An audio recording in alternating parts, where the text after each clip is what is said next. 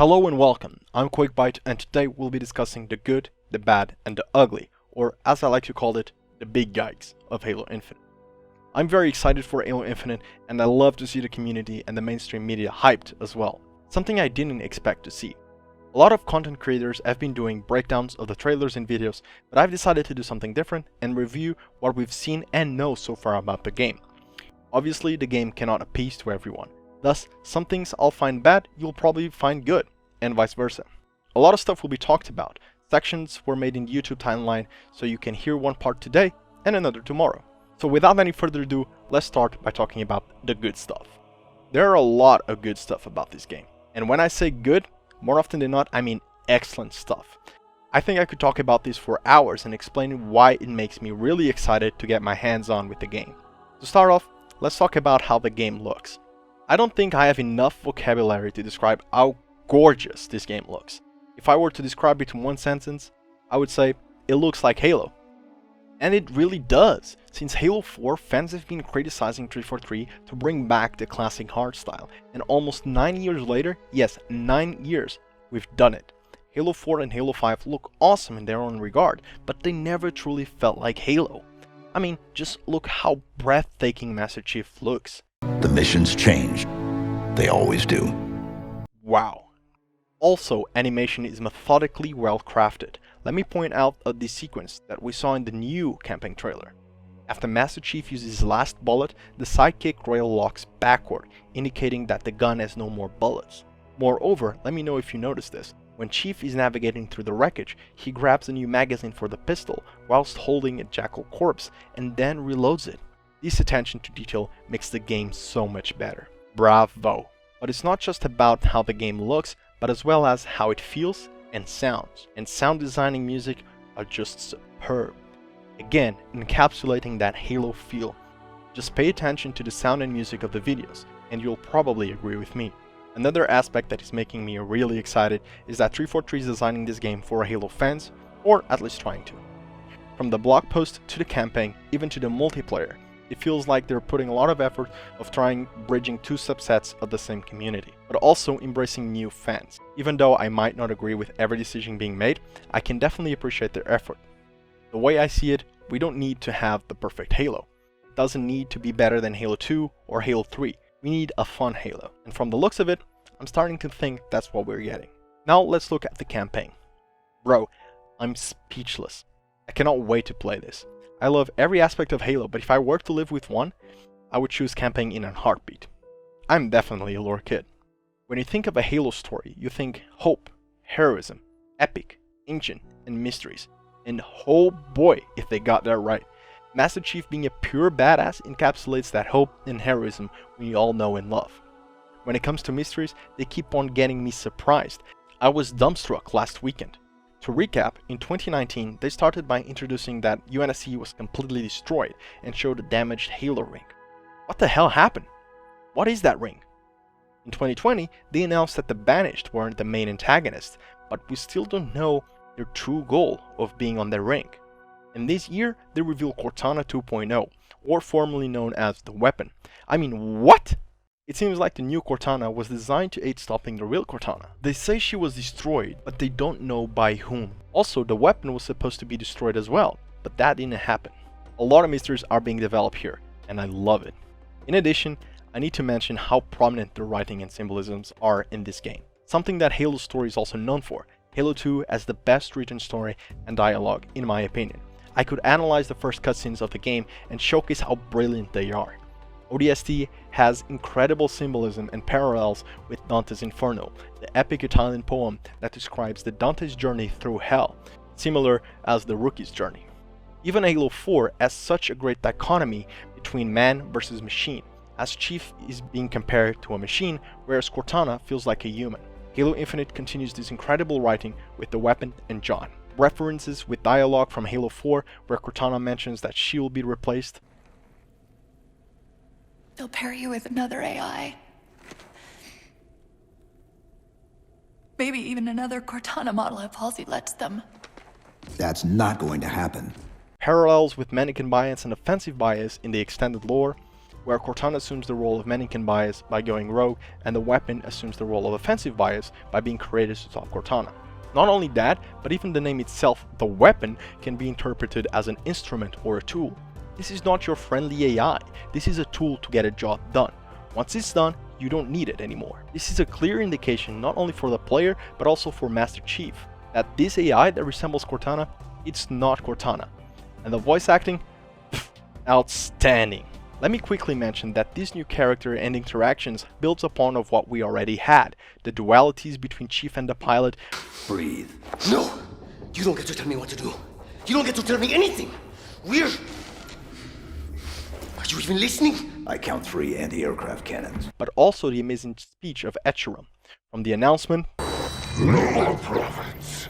No more lies. We are the banished. to the gameplay trailer. Humans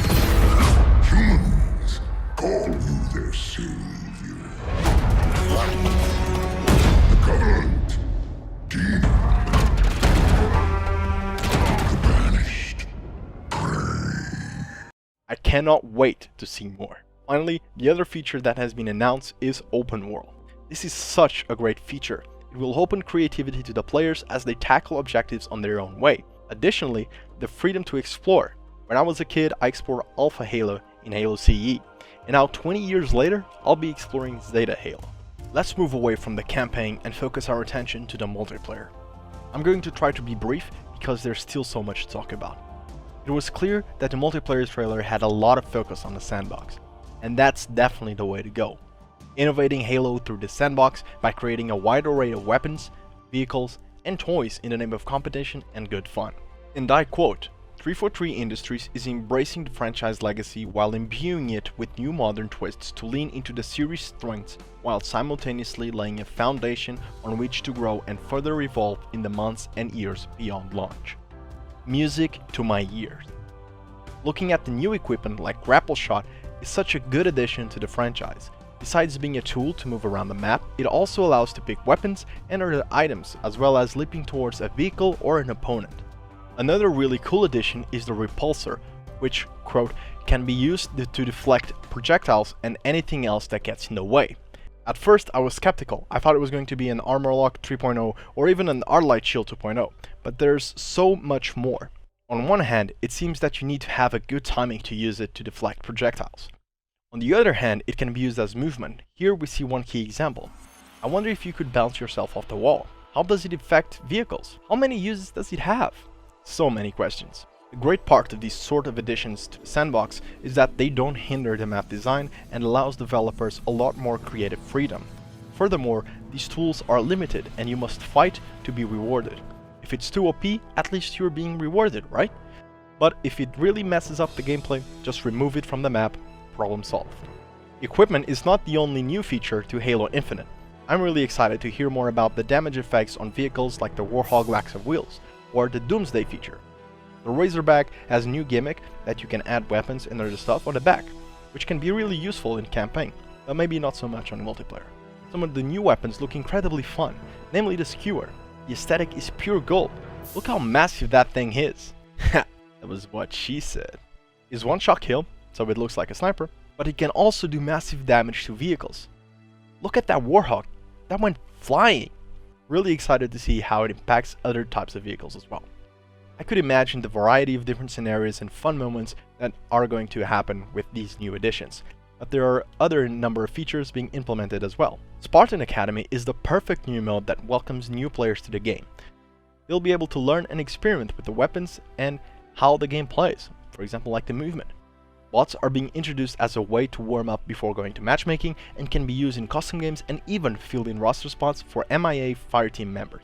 From the looks of it, it seems that we'll have a dedicated space to explore, like a social hub of some sort. There is a lot of focus on social in BTB, and that's awesome. Again, it looks super fun. Halo 5 at such a competitive environment, I'd love to see a more casual approach this time around. The increased player count on BTB is welcoming, albeit it's not a 24 versus 24 game time. Maybe we'll see it in the future, who knows. Another fantastic feature is customization. The Spartans look insane.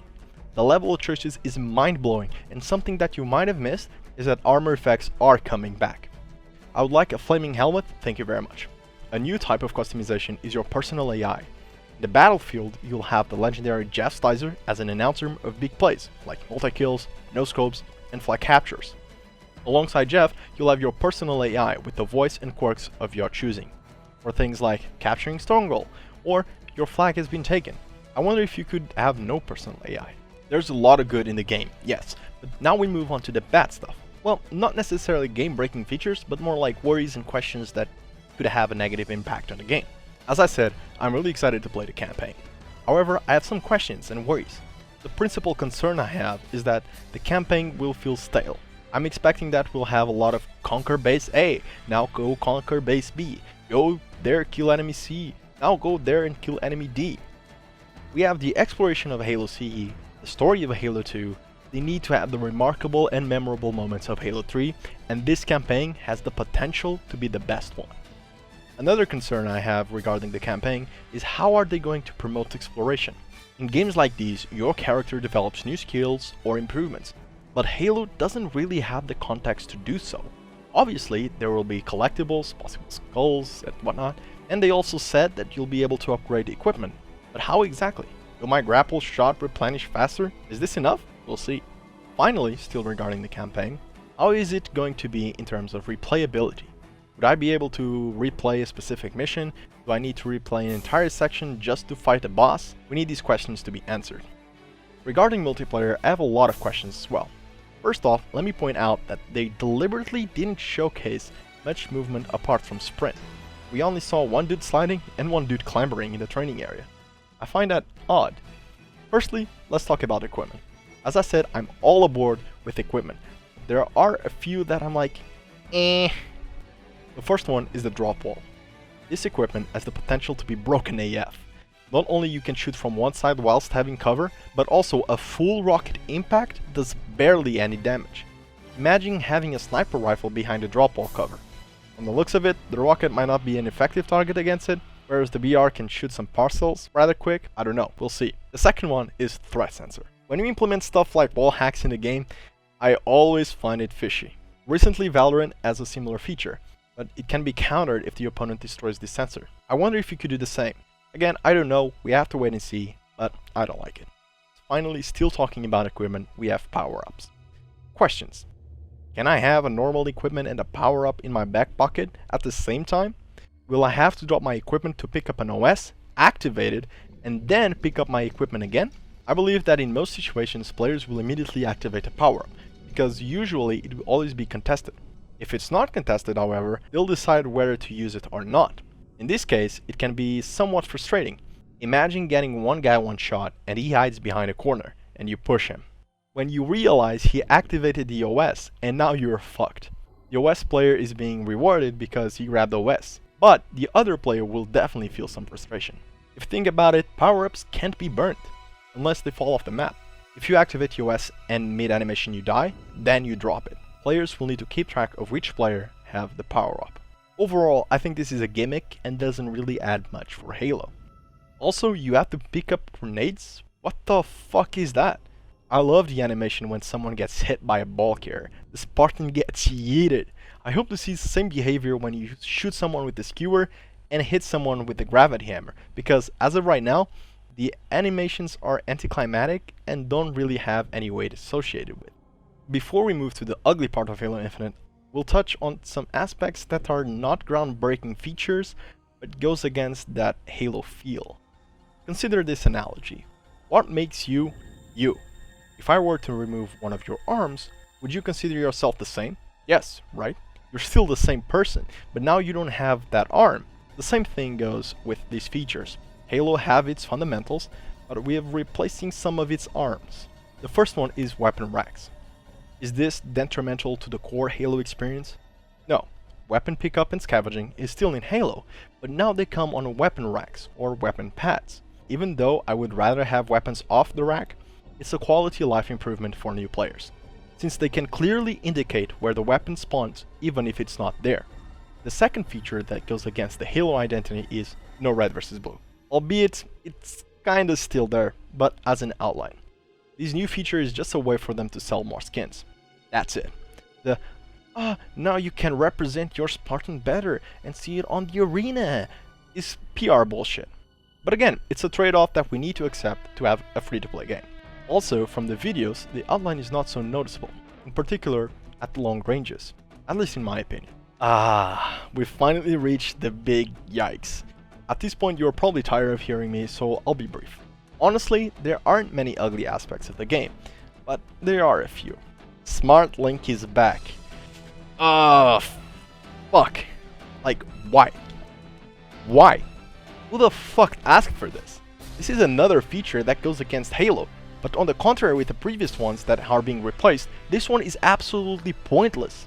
And bringing the analogy back, this is not like cutting one of the arms, this is cutting the head. I've heard people say, it's not so bad because it doesn't really give you as much of accuracy. So I ask, so what's doing in the fucking game? This is one of those features that exist to create a familiar environment to new players. This is bullshit. You make the rules. You have an entire mode dedicated to teach new players about the Halo game, like we don't aim with certain weapons, so why would you contradict yourself by implementing these type of features? But wait, there's more. Fucking points. Guys, I thought we were clear about this back in Halo 4. No one cares about this. In Halo 4 they were there because of Infinity Ordnance, so they kinda made sense. So I ask, what are they doing in Halo Infinite? Take this Call of Duty bullshit out of here. Even Call of Duty makes sense, because you earn score streaks, so the score appears for the player to keep track of it. This feature is probably the most pointless of them all. Moreover, there is bad design as well. You are getting double information when you kill someone. Not only it appears on the kill feed, but also in the points area. This is clutter, not simple design. Players don't care about their score. I don't care if it's used in the backend for progression. It shouldn't be shown to the player mid-game. Perhaps at the end, yes, when you see your Spartan leveling up and have a better insight on how are you earning points. Maybe this appears as a debugging to make sure players are getting these points. But when the game launches, no. Big yikes, remove it. Flag running. Okay, so I'll start by saying it's cool that we don't have flag now, but flag running? Come on! We still don't exactly know how does this affect your sprint. Let's assume that when you have the flag, you run at the same speed of running without the flag. Can I flag juggle? If yes, what's the point if I can move at the same speed without juggling? This is a big yikes. See, the point of flag juggling is to increase movement speed of the flag carrier by trading off the flag location. On the contrary, if you don't flag juggle, you'd move slower but undetected. Again, this type of feature is to create a familiar environment to new players bullshit, which again defeats the purpose of having a Spartan Academy where you are supposed to teach the proper flag carrier behavior. Hey, you have the flag, you can juggle to move faster, but you'll give away your position. Now let's move on to other features that we must make peace with. Skill-based matchmaking. I hate this. The way I see it, you can't have a casual or social experience with skill-based matchmaking. At least not as impactful as is in Halo 5 or in Call of Duty Black Ops Cold War. Skill-based matchmaking is a ranked in disguise. So technically, you'll have two rank modes. One where you can see your rank, the other where you can't. Awesome! I can't wait to have a high rank unranked, then try to have a social experience in BTB and have the entire enemy team cracked. I gotta love that. In the end, this is confirmed to be in the game. I just hope it's not too aggressive. Because if it is, you can kiss that fun you saw in the trailer goodbye. Codings only exist because the game is free to play. I'll say it once more. It's a trade-off that we need to accept. It sucks. I don't like that you can't choose your own colors if you don't have a specific coding. And to be honest, 343 is being greedy because choosing colors could live alongside codings, whereas they would offer primary colors and secondary colors, but have a coding with a different accent, like an arm with one color, patterns, etc. I believe they did a user experience test, and the results came back that people would be more inclined to purchase codings if they couldn't choose their own colors. It is what it is. And finally, the one that everyone loves to talk about, Sprint. Yes, I think Sprint doesn't belong in Halo. It's on Halo Infinite. I don't see them removing anytime soon. Again, it is what it is. In conclusion, I'm very excited for Halo Infinite. I cannot wait to play this game. And I hope I didn't come across too aggressive in some of the topics we talked about. Most things I didn't like about the game can be fixed, since the game is still in development. We still have a lot of questions, and there are a lot of stuff I didn't mention in this video. Anyways, I hope you ended up enjoying the video. It was a long one, perhaps might not have been the best idea. Consider subscribing if you want to see more content. I have a planned new video for next week. I would also love to hear some of your opinions, so leave a comment. That being said, see you next week.